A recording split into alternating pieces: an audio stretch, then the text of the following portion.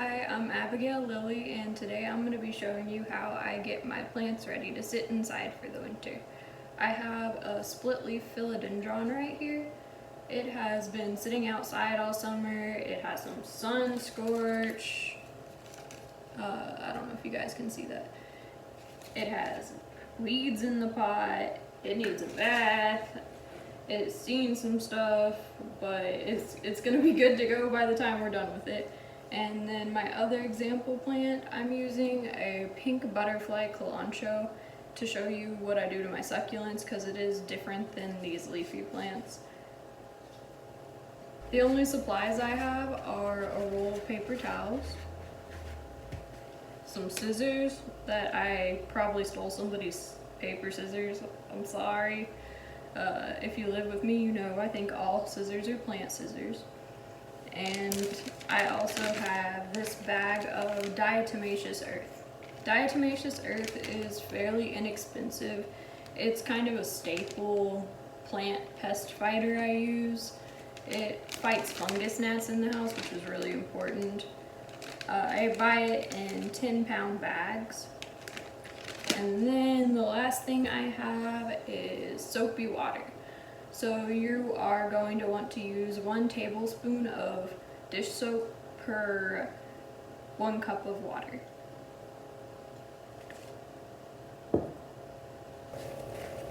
The first step I'm going to do to get my plant ready is to cut all of these damaged leaves off. I don't want any of those hanging around in my house this winter. They could be having pests on them, or then maybe they're just sunburned. Either way, they are not helping the plant. So we're gonna cut them off and let it start new.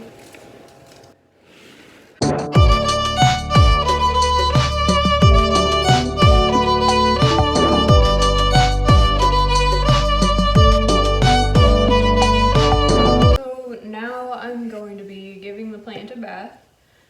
And it's pretty simple. I'm just going to use these paper towels and my soap and water mixture, which again is only 1 tablespoon of dish soap per 1 cup of water. And it's pretty easy.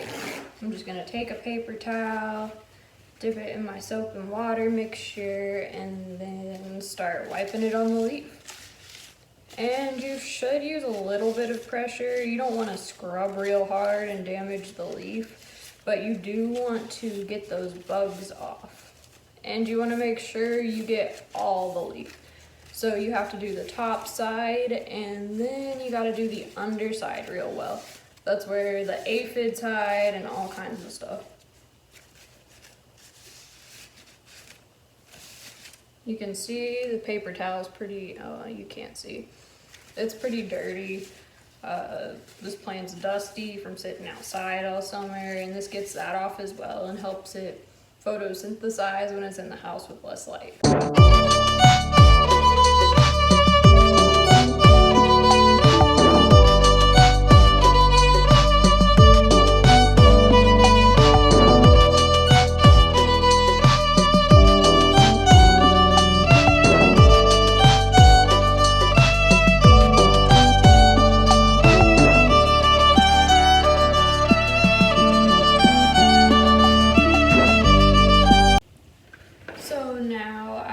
Finished washing the split leaf philodendron.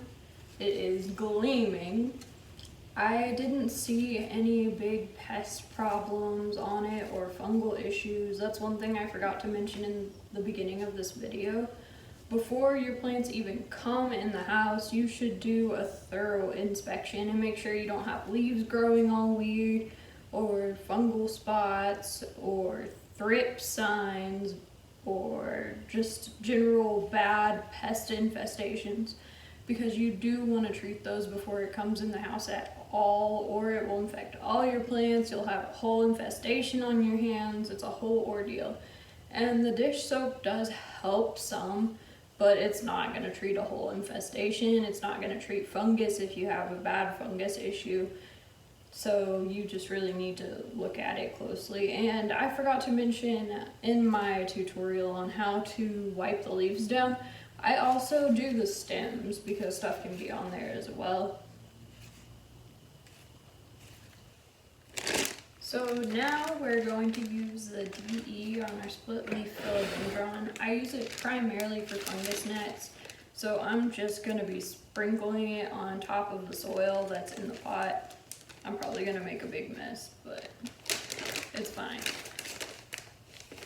So it's not really like a specific amount I use, I just use what looks like a good amount. I do want to kind of cover it. I don't want any fungus gnats, they're real annoying. Oh man, I swear this is DE. I'm definitely making a mess.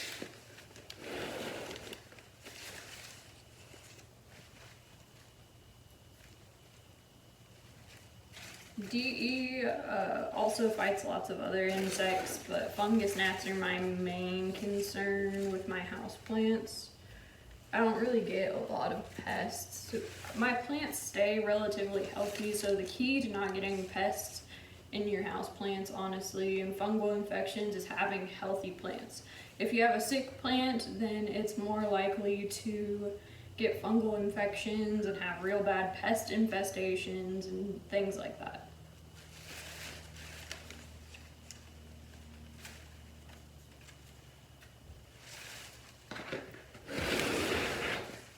Okay, so now that I've made this mess, I'm gonna go wash off and then we'll do the butterfly cilantro. Okay, so next we have pink butterfly cilantro, and you want to inspect this plant very closely, and you're looking for signs of yellowing, bug damage, the bugs themselves, any weird growth. In my experience, I tend to have less insect problems with my succulents. They have this powdery coating on their leaves, so you do not want to wash this plant with dish soap. You don't really even want to touch it that much with your fingers because it wipes that powdery coating off, and that powdery coating is part of their defense against bugs. If you do see that you have an infestation or that it has fungus, you do want to treat that before it comes in your house. You do not want to bring it into your other houseplants.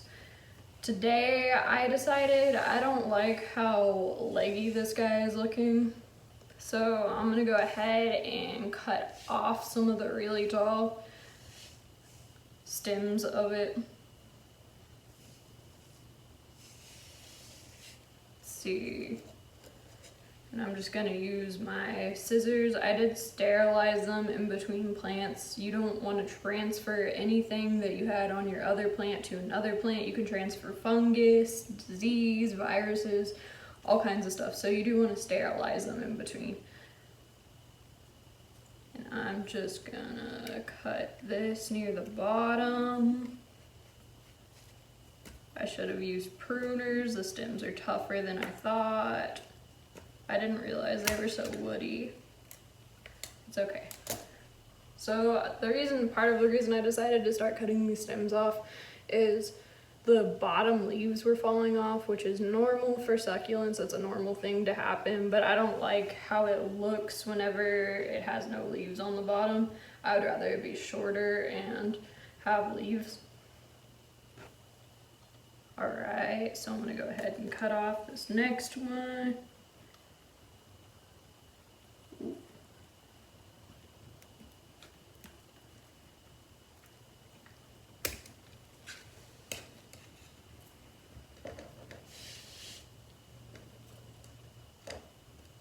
And this one. And I'm pretty sure I've made a video about it before, but if you don't know, these stems are not lost. This is not a trash plant. After I cut it off, I just take off the bottom few leaves, and you are gonna wanna let this dry out. So you let it dry out for a day or two, depending on how humid where you're at is, and then you're gonna stick it in some soil and treat it like you would any other succulent. And it'll grow roots and just continue growing taller without, you stick it like where there's no leaves. You stick all the bottom portion with no leaves in the soil, and that's all gonna grow roots. And it'll get big and pretty. All right, so what's left in this pot, we have this little cute pink butterfly cilantro and some babies. I'm gonna go ahead and take some of those fallen leaves out of there. This one doesn't really have weeds in it like the other one. There are some pine needles. I have a ton of pine trees in my house. I don't know about y'all. There we go. And this pot is actually completely full of cute little pink butterfly babies. I don't know if you can see them. They've just been falling off the mother plant and taking hold in this pot. I don't really want to mess with them too much. So I will do like a little diatomaceous earth on it, not as much as I put on this split leaf philodendron, because I don't want to just completely drown the little baby plantlets in there. And diatomaceous earth. It does have roly-polies in it, but those aren't necessarily a problem. They mostly eat organic matter, so like decaying organic matter, I should say, like leaves or breaking down organic matter that's in the soil a little bit farther. I'm not super worried about it. I'm pretty sure the DE will get rid of them anyway. I kind of like them outside. I don't really want any bugs on my indoor plants for the most part. I like to keep them pretty bug free just so I don't have a random roly-poly crawling across my kitchen table or whatever.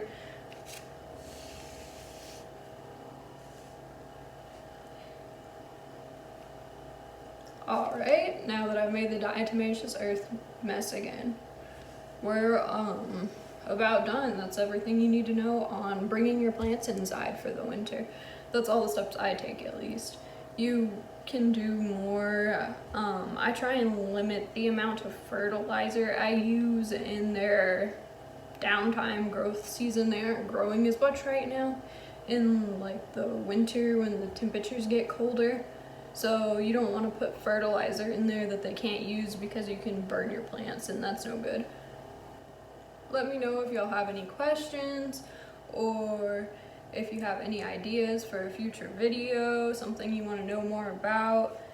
If you just want to say hi. If you want to check out my Instagram, there's a lot more content on there at South Lily Farm. I'll drop a link down below. Thank you for watching. So I just wanted to show y'all, while I was trying to film this video, my hair got real stuck in this pink butterfly cilantro.